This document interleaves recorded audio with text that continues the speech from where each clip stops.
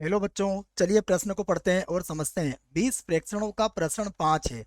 यदि प्रत्येक प्रेक्षण को 2 से गुणा किया जाए तो प्राप्त प्रेक्षणों का प्रसरण ज्ञात कीजिए। ठीक है बच्चों, तो प्रश्न को हल करने से पहले प्रश्न के लिए बच्चों हम मुख्य अवधारणा लिख लेते हैं। बच्चों देखो, तो प्रश्न की मुख्य अवधारणा, मुख्य अवधारणा में बच्चों हम प्रसरण का सूत्र लिखेंगे कि प्रसरण को किस सूत्र से ज्ञात किया जाता है। ठीक है, तो मुख्य अवधारणा।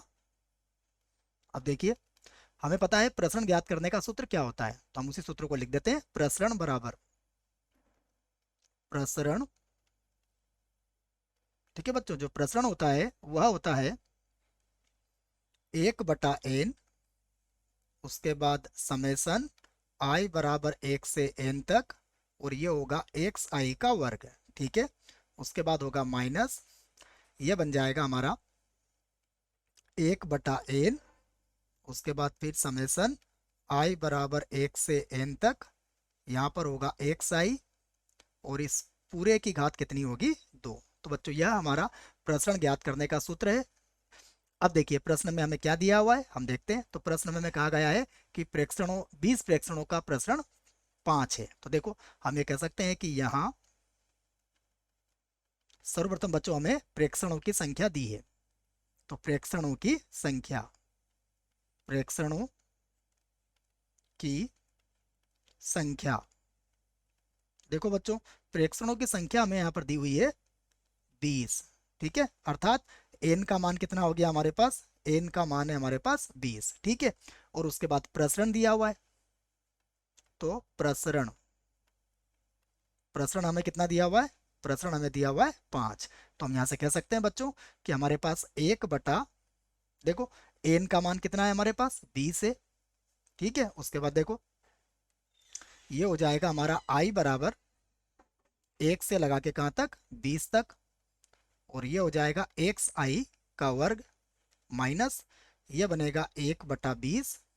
ठीक है, उसके बाद फिर से समेसन आई बराबर 1 से एन का मान कितना है, 20 तक, और ये होगा एक्स आई, और इस पूरे की घात कितनी हो जाएगी, इस पूरे की घात हो जाएगी 2।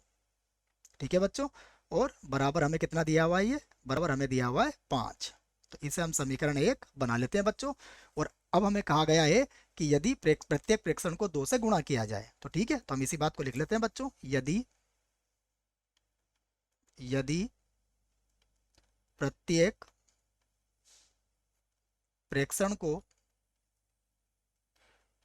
प्रत्येक प्रेक्षण को 2 से गुणा किया जाए, गुणा किया जाए, तब देखो बच्चों, यदि प्रत्येक प्रेक्षण को हम 2 से गुणा करेंगे तो हमारे पास जो नए प्रेक्षण होंगे वो क्या होंगे बच्चों, तो इसका मतलब ये होगा कि हमारे पास जो एक्स आई होंगे बच्चों, अब वह कैसे बन जाएंगे बच्चों, उसके अवयव बन जाएंगे 2 एक्स आई प्रकार के। ठीक है, तो तब एक्स आई जो होगा वो 2 एक्स आई होगा बच्चों। ठीक है, तो अब देखिए, अब हम कह सकते हैं कि नया प्रसरण हमारा क्या होगा। तो अब हम कह सकते हैं नया प्रसरण।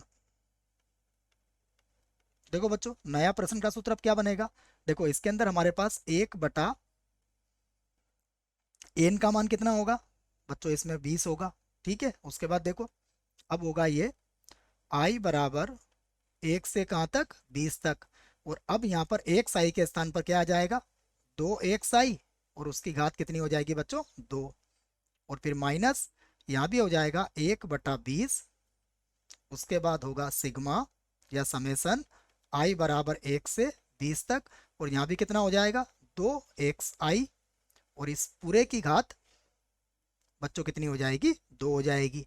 तो यहाँ से देखो, यहाँ से अगर आप देखोगे बच्चों तो यहाँ 2 की घात 2, ये 4 होगा। यहाँ भी देखो 2 की घात 2 करोगे तो 4 होगा। तो बच्चों यहाँ से आप 4 को बाहर ले सकते हो। देखो, जब आप 4 को बाहर लोगे तो देखो बच्चों, अब कोष्टक में हमारे पास क्या बचेगा, हमारे पास बचेगा 1/20, और उसके बाद फिर आ जाएगा समेसन आई बराबर 1 से कहाँ तक, 20 तक।